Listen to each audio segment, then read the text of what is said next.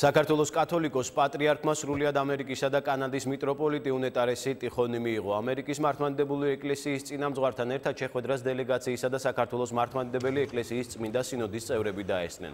ამერიკის მართლმადიდებელი ეკლესიის წინამძღვარმა საქართველოს პატრიარქს მოწვევისთვის მადლობა გადაუხადა. თავის მხრივ კათოლიკოს პატრიარქმა შეხვედრაზე აღნიშნა, რომ ორი ეკლესიის ურთიერთობა ხელს უწყობს ქვეყნებსა და ხალხებს შორის ურთიერთობას. უწმინდესი და უნეტარესი ყოვლადწმინდა სამების ტაძარში დღეს მიტროპოლიტ ტიხონთან ერთად ლოცვას აღავლენს. ხვალკი გაიმართება ერთობლივი წირვა. მიტროპოლიტმა იმედი გამოთქვა, რომ საქართველოში შემდეგში უფრო დიდი ხნით ჩამოვა. სრულიად ამერიკისა და კანადის მიტროპოლიტი უნეტარესი ტიხონი თბილისის დღეს ესტუმრა და იგი 27 აპრილამდე საქართველოში დარჩება. მიტროპოლიტი საქართველოს სხვადასხვა ეკლესია მონასტრებს მოილოცავს.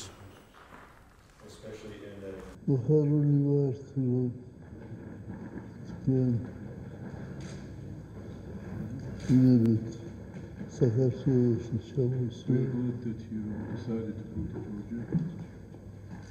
ჩვენს მრავალ წლის განმავლობაში მჭიდრო ურთიერთობა. ჩვენი ურთიერთობა უწყობს ხელს ჩვენს ქვეყნებს და ჩვენს ხალხს ურთიერთობის განმტკიცებაში. მოხარული ვარ, რომ ჩვენი დელეგაცია ესტუმრა ამ უძველეს ეკლესიასა და ქვეყანას. ამერიკის შეერთებული შტატების მართლმადიდებელი ეკლესია ყოველთვის დიდი მადლიერებით იხსენებს თქვენს მხარდაჭერასა და თქვენს ლოცვას. მინდა განსაკუთრებით აღვნიშნო, რომ თქვენი ეკლესია ერთ-ერთი პირველი იყო, რომელმაც ცნო ჩვენი ეკლესიის ავტოკეფალია. მადლობა თქვენო უწმინდესობა მასპინძლობისა და ლოცვისთვის.